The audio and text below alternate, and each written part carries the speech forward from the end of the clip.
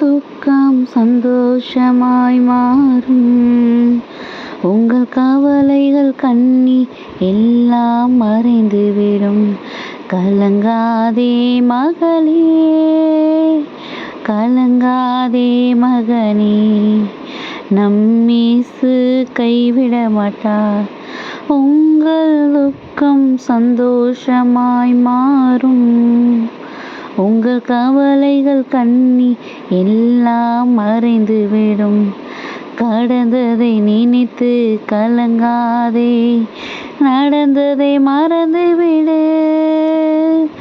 கர்த்தர் புதியன செய்திடுவார், இன்றே நீ காண்பார், இன்றே நீ காண்பார்.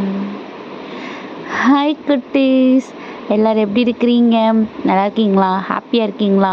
நம்மளோட துக்கம் எல்லாமே சந்தோஷமாக மாறப்போகுது. அதுவும் இன்றைக்கே இப்போவே மாறப்போகுதுன்னு ரொம்ப ஒரு சூப்பரான ஒரு சாங்கோட நம்ம இந்த நாளை நம்ம என்ன பண்ணியிருக்கோம், தொடங்கியிருக்கிறோம். அப்படி தானே குட்டீஸ்? இன்றைக்கி தான் நம்மளை பார்த்து சொல்கிறாங்க, நீ எதுக்கு இப்படி சோர்ந்து போய், எதுக்கு நீ இப்படி ஒரு போராட்டத்திலே உன்னை வச்சிருக்கிற? நான் தான் உன் கூட இருக்கிறேன்ல. கடந்ததை நினச்சே ஏன் யோசிச்சுட்டு இருக்கிற? அதுதான் முடிஞ்சதாயிருச்சுல. இனி நடக்க போகிறத நீ கண்ணோக்கி பாரு. அதில் நான் உனக்காக வைத்திருக்கிற அற்புதங்களும் நான் உனக்காக கொடுக்குற ஆறுதலும் உனக்கு புரியும்னு நம்மளை பார்த்து சொல்கிறாங்க குட்டீஸ். இதே தான் இன்னைக்குள்ள வசனமும் கூட. யோவான் 16:20 படி, நீங்கள் அழுது புலம்புவீர்கள், உலகமோ சந்தோஷப்படும். நீங்கள் துக்கப்படுவீர்கள், ஆனாலும் உங்கள் துக்கம் சந்தோஷமாக மாறும் அப்படிங்கிற வசனம் யோவான் 16:20 கொடுக்கப்பட்டிருக்குது. நம்ம எல்லாருக்குள்ளேயும் ஒரு போராட்டமும் ஒரு கண்ணீரும் ஒரு கவலையும் இருக்குது. எந்த விஷயத்தை எடுத்துக்கிட்டாலும், ஒரு சாதாரணமாக நம்ம ஒரு விஷயத்தை ஒரு பொருளை வாங்க போகிறோன்னா கூட அந்த இடத்துல நமக்குள்ளே வந்து நிற்கிறது குழப்பம். நம்ம ரொம்ப கன்ஃபியூஸ் ஆகிட்டு இதை வாங்குவோமா அதை வாங்குவோமா, இல்லை இது பண்ணலாமா அதை பண்ணலாமா, ஒரு சின்ன விஷயமா இருந்தால் கூட நம்ம அதை டக்குன்னு செய்கிறது கிடையாது. அதில் பல குழப்பங்கள் வர்றது உண்டு, பல போராட்டங்கள் வர்றது உண்டு. நிறைய இடங்கள் நம்ம டிசிஷனே எடுக்காமல் கூட நம்ம என்ன பண்ணியிருக்கோம், அந்த விஷயத்தை அப்படியே விட்டுருக்கோம். அப்படி தானே குட்டீஸ்? அதை தான் ஏசப்பா சொல்கிறாங்க, நீ ஏன் எல்லாத்தையும் போட்டு குழப்பிட்டு இருக்கிற? நீ ஏன் எல்லாத்தையும் பார்த்து பயந்துட்டு இருக்கிற? ஒருவேளை நம்ம இது இப்படி எடுத்துட்டோன்னா அந்த உலகம் நம்மளை இப்படி பார்த்து நம்மளை சிரிச்சிருமோ, நம்மளை இப்படி கேலி பண்ணிடுவாங்களோன்னு பயப்படுறியா? நம்ம என்ன பண்ணாலும் கூட நம்மளை பாயிண்ட் அவுட் பண்ணுறவங்க தான் நம்மளை சுற்றி இருக்கிறாங்க. அப்படி தானே குட்டீஸ்? அதை தான் ஏசப்பா சொல்கிறாங்க, நீ என்ன பண்ணாலும் கூட உன்னை சுற்றி இருக்கிறவங்க நீ படுற கஷ்டத்தை பார்த்து சந்தோஷப்படுறவங்களா கூட இருக்கலாம்.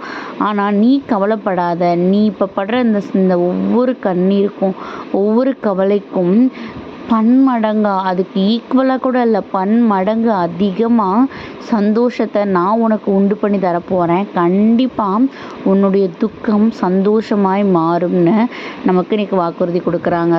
ஸோ குட்டீஸ், நீங்கள்லாம் இப்போல்லாம் வளர்ந்து வர்ற இந்த பருவத்திலேயே நீங்கள் இந்த உண்மையை புரிஞ்சுக்கிடணும்.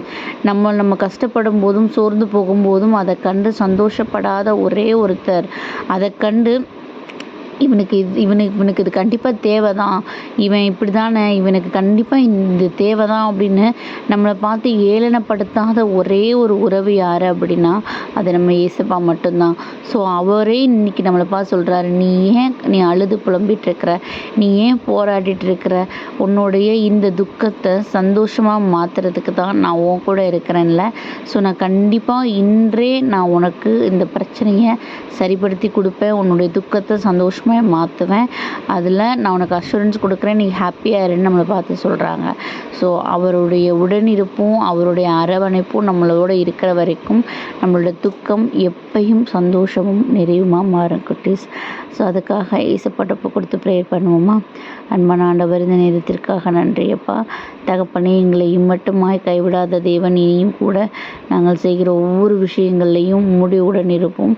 நீர் கொடுக்குற ஆறுதலும் நீர் கொடுக்குற வழிகாட்டுதலும் எங்களுக்கு இருக்கும்படியாக உமது கரங்களில் இந்த லைஃப் ஒப்பு கொடுக்குறோம். உம்முடைய சித்தத்தின்படியாக இதை வழி நடத்தி கொடுங்க. ஆமீன்.